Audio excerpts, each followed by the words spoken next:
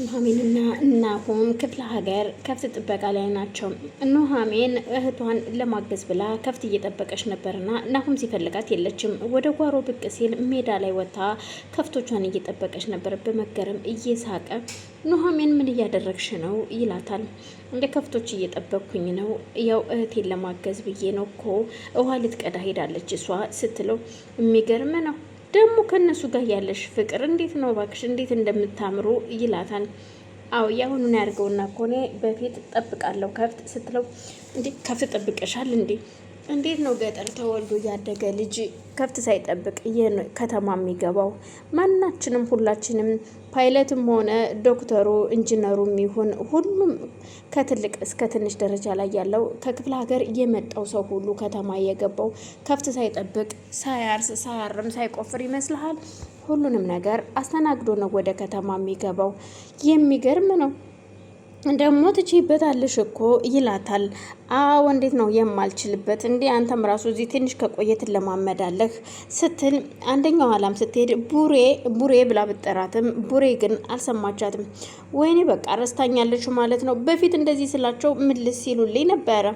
ይልቁን ከምታደርቀኝ ምን አለ ወደዛ ሄደ ከፍቶቹን ብታግድልኝ፣ ሰብሰብ ብታደርጋቸው፣ እንደውም በቃ ተዋቸው እንደፈለጉ ይሁኑ ስትለው የሚገርም ነው። ቡሬ ማለት ደግሞ ምን ማለት ነው? የሰው ስም እኮ እንደማለት ነው ሲላት፣ አዎ የሰው ስም በለው፣ ምክንያቱም እነሱ እስከ ሰው ምን ይለያሉ ስትለው፣ የሚገርም ነው። አንቺስ ከዚህ በፊት እናና የምትባል ጨቅላ ነበረችኝ፣ ግን የምትበላው አታ ሞተችብኝና እጅግ በጣም ልቤ ተሰብሮ አዘንኩ፣ አለቀስኩኝ።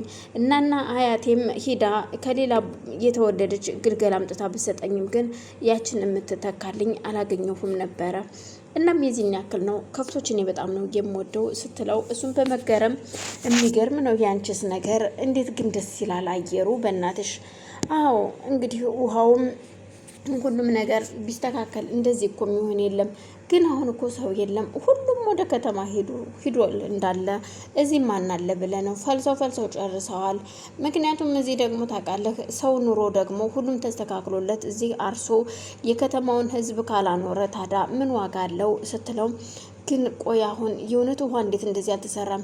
ምናልባት ጋሼ የመጀመሪያው ፕሮጀክታቸው ይሄንን የሆነ ውሃ መስራት ስትለው ሊሆን ይችላል። ምክንያቱም ውሃ ካለ ማንኛውም ገበሬ መኖር ይችላል። መስራት ማረስ መስራት ይኖርበታል ይላታል። እንግዲያውስ እስኪ ለማንኛውም ግን እኮ ነገ መንገደኞች ነን አንሄድም እንዴ ሲላት፣ እንሄዳለን ችግር የለውም በቃ አሁን የናናን ጠላ ግን የናና ጠላ በእናትሽ እኔ ምን ይሻለኛል? እንደውኒ በጀሪካን ተሸክሜ ልሄድ እንዴ ሲላት፣ ምን ችግር አለው ግን ማን ያግዛሃል? እዛ እንዴ ቀስ እያልኩን ይጠጣሉ። ማገዙን ችግር የለውም እኔም ማግዛሃለው በማለት ታሾፍበታለች። እሱ እጅግ በጣም ተገርሞ ስለነበር የኑሐሚን አያት ጠላ እጅግ በመገረም ነበር የሚጠጣው። እናም በመሀል እህቱ ትደውልለታለች። እህቱ ግራ ተጋብታለች። የሰማችውን ነገር ማመናል አቅቷታል። እናቷ ስለሱ የነገረቻት እውነተኛ ወንድሟ እንዳልሆነና በሕፃንነቱ በራቸው ላይ የተጣለ ልጅ እንደሆነ ስትነግራት እጅግ በጣም ታዝናለች። ይሄ ሁሉ ነገር እኮ አንቺ ያመጣሽው ጣጣ ነው። አንቺ የሱን የዚህኛውን ወንድምሽ እንዴን ያስመረምራለሁ ስትይ የዛኛው እንዴን ያስመረምርሽ የኛ ልጅ እንዳልሆነ አወቅሽ።